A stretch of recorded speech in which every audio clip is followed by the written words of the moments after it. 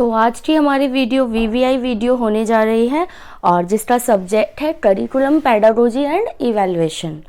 तो करिकुलम की अगर हम बात करें तो ये आपके लिए बहुत ही ज़्यादा इम्पॉर्टेंट सा सब्जेक्ट है और इस सब्जेक्ट में जो आपके लिए बहुत ज़्यादा इम्पॉर्टेंट टॉपिक होंगे उसको मैं यहाँ पर बताऊँगी और साथ ही साथ थोड़ा बहुत एक्सप्लेन भी करूँगी।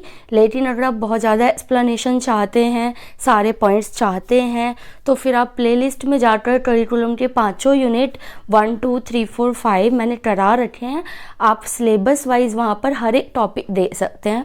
वहाँ पर हर एक टॉपिक से रिलेटेड आपको अर्थ मिल जाएगा, व्याख्या मिल जाएगी, सारे पॉइंट्स मिल जाएंगे, बल्कि ज़्यादा पॉइंट्स मिल जाएंगे जिनमें से कुछ तो आप याद रख ही पाएंगे। तो उसके बाद आप क्या करें, ये जो वीवीआई वीडियो इसे ज़रूर देख लें एक बार, क्योंकि इसके अंदर सिर्फ वही टॉपिक्स बताए जा रहे हैं जो आपके एग्ज़ाम के लिए बहुत ज़्यादा इम्पॉर्टेंट हैं। इसमें वो क्वेश्चंस हैं, वो टॉपिक्स हैं जो पिछले कई सालों से जो है रिपीट हो रहे हैं। तो बहुत चांसेस हैं कि इस साल भी वो रिपीट हो, क्योंकि आपका सिलेबस तो चेंज हुआ नहीं है। तो डीएलएड का जो सिलेबस है वो एक कांस्टेंट है, बना रहता है। तो क्या होता है, इसमें जो इम्पोर्टेंट चीज़ें हैं वो हर बार रिपीट होती रहती हैं। तो इस चीज़ को ध्यान रखा जा सकता है कि जो चीज़ें रिपीट हो रही हैं एटलीस्ट हम उसको तैयार करके जाएं और साथ ही साथ कुछ ऐसे न्यू टॉपिक्स जो बहुत ज़्यादा आपके लिए ज़रूरी हों उन पर भी ध्यान दिया जाए। तो स्टार्ट करेंगे करिकुलम पेडागोजी एंड इवैल्यूएशन को और वेरी वेरी इंपॉर्टेंट टॉपिक्स को देखते जाएंगे। और जो मैं यहाँ पर ज़्यादा एक्सप्लेन नहीं करूँगी तो आप जाकर एक्सप्लेनेशन वाली वीडियो देख सकते हो या फिर आप किताबों से या इंटरनेट से कहीं से भी आप तैयार करके जाओ। लेकिन ये जो टॉपिक्स मैं आपको बता रही हूँ इनको प्लीज़ पढ़ के जाइए, क्योंकि हो सकता है कि पेपर में आपको ये टॉपिक देखने को मिल जाए और फिर आपको ये ना लगे कि मैं पढ़ के नहीं आया। तो स्टार्ट करेंगे यूनिट 1 को और जो आपके लिए यूनिट 1 में सबसे ज़्यादा इम्पॉर्टेंट टॉपिक है वो है पाठ्यचर्या और पाठ्यक्रम में अंतर। तो ज़रूर पढ़े जाइएगा कि करिकुलम और सिलेबस इन दोनों में क्या डिफरेंसेस होते हैं। मैंने जो यूनिट 1 की वीडियो बना रही है उसमें बहुत सारे पॉइंट्स दे रखे हैं, आप एक बार वहाँ जाएंगे तो आपको सारे पॉइंट्स मिल जाएंगे। अदरवाइज मोटा मोटी आपको पता ही होगा कि पाठ्यचर्या जो होता है वो बड़ी चीज़ होती है जिसमें पूरा करिकुलम जो होता है वो इंक्लूड होता है, जबकि सिलेबस जो होती है वो हमारी विषय वस्तु से रिलेटेड होती है कि क्लासरूम के अंदर हमें किसी सब्जेक्ट के अंदर क्या पढ़ना है। तो ये बेसिक डिफरेंस होता है।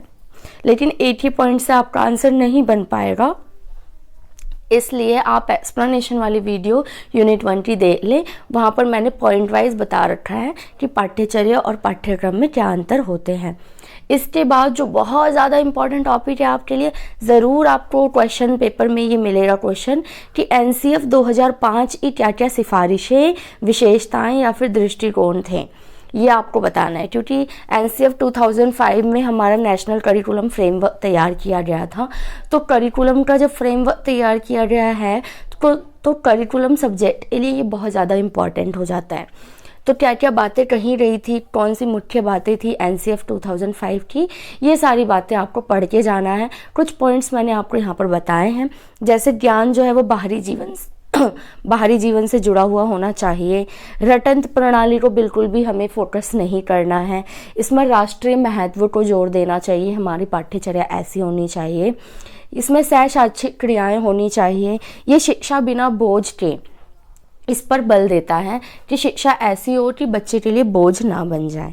तो इसके अलावा और भी कई बातें हैं जो पाठ्यचर्या 2005 में कही रही थी। तो अगर आप एक्सप्लेन में देखना चाहते हैं तो आप प्लेलिस्ट में जाइए करिकुलम की और यूनिट 1 को अच्छे से पढ़ लीजिए। नेक्स्ट आपका जो टॉपिक आएगा वो करिकुलम ही है, यानी पाठ्यचर्या ही है। तो क्योंकि पूरा आपका सब्जेक्ट ही पाठ्यचर्या का है तो इसको तो आप बिना पढ़े नहीं जा सकते। तो पाठ्यचर्या क्या होता है, करिकुलम और दो शब्दों से मिलकर बना है, इसका अर्थ क्या है, ये सारी चीज़ें आपको पढ़नी है। और पाठ्यचर्या का महत्व क्या है ये भी आपको पढ़ के जाना है कि पाठ्यचर्या के होने से एक सुव्यवस्थित शिक्षण प्रणाली चलती है, बच्चों का प्रदर्शन अच्छा होता है ना, विद्यालय में क्रियाएं अच्छे से घटित होती हैं। तो ये सारी बातें आपको ध्यान रखनी है। अब जो नेक्स्ट टॉपिक आपके लिए बहुत ज़्यादा इंपॉर्टेंट है यूनिट 1 से, वो है पाठ्य पुस्तक और पूरा सामग्री का महत्व। कि पाठ्य पुस्तकें जो होती है, टेक्स्ट बुक जो स्कूल से मिलती हैं, और पूरा सामग्री जो अदर रेफरल बुक हम लोग यूज़ करते हैं स्कूल में पढ़ाने के लिए बच्चों को, इन दोनों का महत्व क्या है। तो पॉइंट वाइज आप आंसर्स लिखेंगे यहाँ पर कि पाठ्य पुस्तक जो होता है वो पाठ्यक्रम आधारित होता है, कि जो टेक्स्ट बुक दिए जाते हैं बच्चों को वो सिलेबस के बेस्ड होता है, तो हमें यहाँ वहाँ ढूंढने की ज़रूरत नहीं है, इकट्ठा ही हमें मिल जाता है। संगठित ज्ञान यानी एक जगह हमें सारा ज्ञान मिल जाता है। उसके बाद विषय वस्तु अनुसार, ये हमारा जो होता है सिलेबस वाइज होता है, हर सब्जेक्ट के अनुसार हमें टेक्स्ट बुक में मटेरियल मिल जाता है। फिर व्यवस्थित शिक्षण प्रणाली, उसमें जो होता है क्रम वाइज यानी व्यवस्थित तरीके से चीज़ें होती हैं, चैप्टर 1 फिर 2 फिर 3, इस तरीके से चैप्टर अरेंज किए जाते हैं कि जो पहला चैप्टर है उसके बेस पर सेकेंड चैप्टर होना चाहिए। उसके बाद ज्ञान की पूर्णता करता है हमारा पूरा सामग्री, कि मान लीजिए हमारे टेक्स्ट बुक से तो हमने पढ़ा दिया, लेकिन हम चाहते हैं कि बच्चा और अच्छे से समझे किसी टॉपिक को, तो हमने कोई रेफरेंस बुक उसको दे दी, यानी पूरा सामग्री दे दी। ये समय की बचत करता है और स्व अध्ययन, बच्चा खुद भी पढ़ने के लिए इसमें क्या होता है इंस्पायर होता है। तो ये सारी बातें आपको पाठ्य पुस्तक और पूरा सामग्री के लिए याद रखनी है। इसके अलावा अगर आप डीपली एक्सप्लेन में देखना चाहते हैं तो आप जाकर यूनिट 1 की वीडियो देख सकते हैं। तो यूनिट 1 में आपके लिए जो इम्पोर्टेंट टॉपिक थे इतने ही थे, आप इनको अच्छे से पढ़ के जाइए, आपका कोई क्वेश्चन नहीं छूटेगा। अभी देखिए यूनिट नंबर 2 की बात करेंगे। तो यूनिट 2 में जो मोस्ट इम्पॉर्टेंट टॉपिक है वो है टीचिंग स्ट्रेटेजीज, बहुत ज़्यादा इम्पॉर्टेंट है, हर साल क्वेश्चन आता है तो इस साल भी आएगा। तो शिक्षण रणनीतियाँ यानी टीचिंग स्ट्रेटजीज क्या होती है, एक तो लेक्चर हो सकता है, भाषण, फिर व्याख्यान, बहुत ज़्यादा एक्सप्लेनेशन, प्रदर्शन, डिमॉन्स्ट्रेशन करा सकते हैं हम, प्रयोग यानी एक्सपेरिमेंटल, और परिचर्चा यानी डिस्कशन। तो ये हमारी कुछ स्ट्रेटजीज हैं जिसके बेस पर हम क्या कर सकते हैं, बच्चों के साथ अधिगम शिक्षण प्रणाली को कर सकते हैं। तो इन सबको अच्छे से डीपली पढ़े जाइए, नाम जरूर याद रखिए, क्योंकि पेपर में हो सकता है आपसे पूछ ले कि 3 स्ट्रेटजी बताइए, या फिर सीधे 5 नंबर का क्वेश्चन आ जाए कि स्ट्रेटजी बताइए, तो आपको 5 बताने पड़ जाएंगे। तो नाम कम से कम याद रखिए, और एक्सप्लेनेशन तो नाम से भी आपको थोड़ा बहुत समझ में आ ही जाएगा। फिर नेक्स्ट हमारा टॉपिक है इसमें शिक्षण शास्त्र यानी पेडागोजी क्या होती है, और अध्यापन के सिद्धांत कौन कौन से हैं। तो अध्यापन के सिद्धांत कौन से हो सकते हैं, आप खुद ही सोचिए, किस बेस पर हम बच्चों को पढ़ाते हैं, सरल से कठिन की ओर, है ना, और जो वो जानते हैं उससे ना जानते हैं उसकी ओर, ये सारी चीज़ें आपको ध्यान रखनी है बच्चों के लिए। बाल केंद्रित होना चाहिए, बालों पर आधारित होना चाहिए, और जीवन से संबंधित ज्ञान होना चाहिए। तो ये सारे सिद्धांत जो हैं, और भी हैं बहुत सारे, तो इन सबको आप पढ़ के जाएंगे, कॉपी में देखिए या किताब में, या फिर एक्सप्लेनेशन वाली वीडियो में, यूनिट 2 की वीडियो में आपको ये सारा मिल जाएगा। फिर जो यूनिट 2 से, जैसे यूनिट 1 में फ्रेमवर्क था 2005 का बहुत ज़्यादा इम्पॉर्टेंट, यूनिट 2 में RTE 2009 बहुत इम्पॉर्टेंट है। तो ये यूनिट 2 में जो RTE 2009 है, ये किस तरीके से क्वेश्चन आएगा आपका, क्वेश्चन ये आएगा कि RTE 2009 में ऐसी कौन सी मुख्य बिंदु रखे गए हैं जिससे समावेशन की रणनीतियाँ मानी जा सकती हैं। समावेशन यानी कि ऐसे कौन से कदम उठाए गए हैं जिससे हर एक बच्चा जो है वो स्कूल से जुड़ सके। तो RTE में जो जो बातें कही रही थी आप यहाँ पर लिख दीजिए। जैसे कोटा प्रदान किया गया है, मिश्रित कक्षाएं की मिक्स क्लासेस चलेंगी, इससे सारे बच्चे एक जगह इंक्लूड होंगे, निःशुल्क शिक्षण, फ्री में दी जा रही है शिक्षा तो ज़्यादा से ज़्यादा बच्चे आएंगे, समानता, सबको एक बराबर शिक्षा दी जा रही है, और विशेष आवश्यकता वालों के लिए विशेष आवश्यकता का भी प्रावधान किया गया है। तो इस तरीके से एक इंक्लूसिव एजुकेशन की पहल की गई है RTE 2009 के ज़रिए। तो इन बातों का आपको मुख्य रूप से ध्यान रखना होगा। उसके बाद एक और छोटा सा टॉपिक है आपका इसी यूनिट का, वो है अध्यापन और अधिगम में संबंध। अध्यापन यानी जो हम पढ़ा रहे हैं, और अधिगम यानी जो बच्चे सीख रहे हैं। तो इन दोनों में कैसा रिलेशन है, बिल्कुल डायरेक्ट रिलेशन है। जितना अच्छा अध्यापन होगा उतना अच्छा अधिगम होगा, रिजल्ट भी उतना ही अच्छा आएगा। अगर टीचर इंटरेस्ट लेकर पढ़ाता है तो बच्चे भी इंटरेस्टिंग तरीके से चीज़ों को सीखते हैं। अब नेक्स्ट आपकी यूनिट 3 आ रही है, और यूनिट 1 और 2 से मैंने आपको मोस्ट इम्पॉर्टेंट टॉपिक बता दिए हैं, थोड़ा बहुत एक्सप्लेन भी कर दिया है जिससे कि चीज़ें क्लियर हो गई होंगी। अब यूनिट 3 को देखते हैं जिसमें अप्रोचेस की बात की रही है, और इसके अंदर कई तरह के अप्रोचेस दिए भी रहे हैं जो आपके लिए इम्पॉर्टेंट हैं। जैसे एक बहुत ज़्यादा इम्पॉर्टेंट है वो है रचनात्मकतावाद यानी कंस्ट्रक्टिविज्म।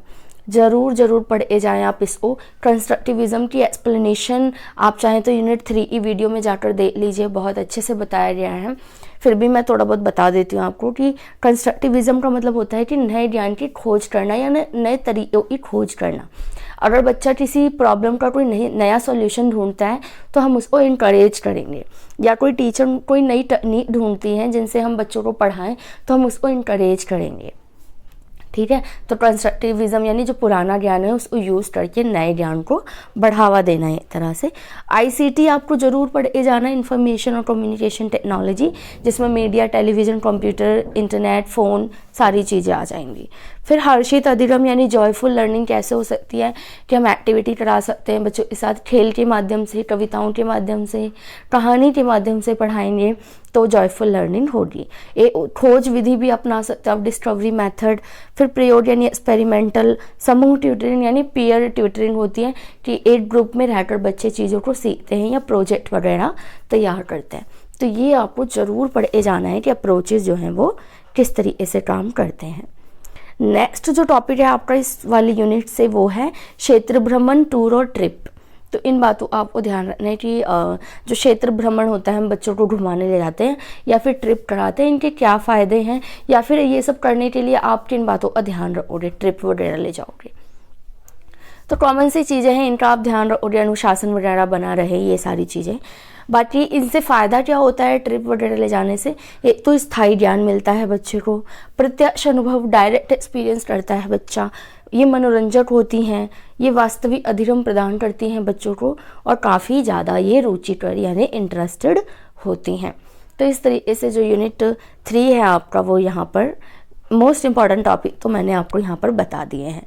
आप चाहें तो एक बार सिलेबस भी चेक कर सकते हैं, और अगर कोई टॉपिक अगर आपको लगता है कि वो इम्पॉर्टेंट है तो उसको भी ज़रूर पढ़ लीजिए। अदरवाइज़ इन टॉपिक्स को जो मैं आपको पढ़ा रही हूँ यहाँ पर VVI वीडियो में, इनको तो ज़रूर पढ़ जाइए। तो यूनिट 4 की अगर बात करें तो इसमें जो सबसे ज़्यादा इम्पॉर्टेंट टॉपिक है, अभी आपके इंटरनल में भी आया था ये क्वेश्चन, कि रचनात्मक और योगात्मक मूल्यांकन में अंतर। फॉर्मेटिव और समेटिव यानी FA और ऐसे करते थे ना आप स्कूल टाइम पे, इन दोनों के बीच डिफरेंस आपको पढ़ के जाना है। इसके बाद सतत और व्यापक मूल्यांकन CCE, जो बहुत ज़्यादा इम्पॉर्टेंट है, और कितनी बार ये कितने सब्जेक्ट में आया हुआ है, ये आप खुद भी देखोगे तो बहुत ज़्यादा पॉपुलर है ये वाला टॉपिक, तो इसको ज़रूर पढ़ के जाएं। और इसके अलावा जो बहुत ज़्यादा इम्पॉर्टेंट टॉपिक है वो है ब्लूप्रिंट तैयार करना। तो अगर अभी तक आपको नहीं आता कि ब्लूप्रिंट कैसे तैयार करते हैं, तो आज ही पढ़ लीजिए, सीख लीजिए। आप यूनिट 4 की वीडियो में जाइए प्लेलिस्ट में, और वहाँ मैंने बताया हुआ है कि ब्लूप्रिंट कैसे बनाते हैं और ब्लूप्रिंट के फ़ायदे क्या क्या हैं, महत्व क्या है उसका, ठीक है। तो ये दोनों ही चीज़ें आप क्लियर कर लीजिए। उसके बाद जो इम्पॉर्टेंट टॉपिक्स हैं छोटे छोटे, वो है आपके लिए एनेक्डोटल रिकॉर्ड और क्यूमुलेटिव रिकॉर्ड। तो इन दोनों का रखरखाव कैसे किया जाता है और अर्थ यानी इनका मतलब क्या होता है। तो एनेक्डोटल रिकॉर्ड तो बहुत ज़्यादा इंपॉर्टेंट है आपके लिए, ज़रूर पढ़िए, और क्यूमुलेटिव भी। तो हो सकता है ये 5 नंबर वाले क्वेश्चंस में आपके आ जाएं, या फिर किसी और क्वेश्चन के अंदर आ जाएं। मतलब अकेले तो ये नहीं आएंगे 10 नंबर में, लेकिन आपको पढ़ के तो जाना पड़ेगा ताकि आप वहाँ पर लिख पाओ। अब देखिए यूनिट नंबर 5 की अगर बात करें तो यूनिट का नाम हमारा जो एक्शन रिसर्च पर बेस है, तो आपको पता होना चाहिए कि क्रियात्मक शोध क्या होता है, यानी अर्थ क्या है उसका, और महत्व यानी इससे क्या फ़ायदे होते हैं शिक्षण प्रणाली में। और इसके बाद इससे रिलेटेड जो बहुत ज़्यादा ज़रूरी है आपके लिए पढ़ना, वो है स्टेप्स यानी कि चरण, कि जब आप क्रियात्मक शोध करते हैं तो कौन कौन से चरणों को अपनाते हैं, स्टेप वाइज कैसे क्रियात्मक शोध किया जाता है। तो पहला स्टेप है समस्या की पहचान करना, कि हमारी क्लास में अगर कोई प्रॉब्लम है तो वो कौन सी प्रॉब्लम है।